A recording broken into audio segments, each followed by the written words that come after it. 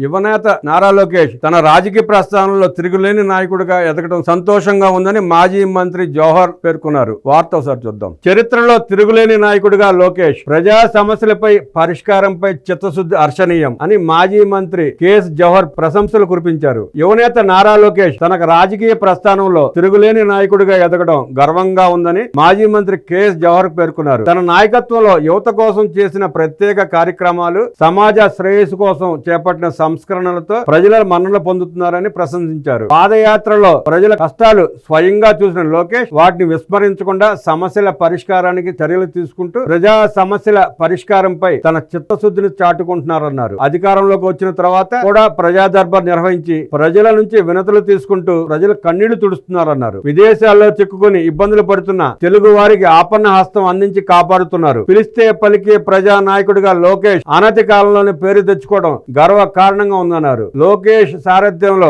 సభ్యత్వ నమోదులో పార్టీ చరిత్ర తిరగరాసింది. ఏ ప్రాంతీయ పార్టీకి లేనంత మంది కార్యకర్తలు టీడీపీకే ఉన్నారంటే అది లోకేష్ కృషి వల్లేనని పేర్కొన్నారు. పార్టీ పట్ల ప్రజలు ఆకర్షితులై సభ్యత్వం తీసుకోవడంలో కీలక పాత్ర పోషిస్తూ పార్టీ శ్రేణులను కుటుంబ సభ్యుల్లా తీసుకుంటూ అండగా ఉంటున్నారన్నారు. ఐటీ మంత్రిగా రాష్ట్రానికి 3 లక్షల కోట్ల పైనే పెట్టుబడులు సాధించారు. విద్యా వ్యవస్థలో పలు మార్పులకు శ్రీకారం చుట్టారు నారా లోకేష్.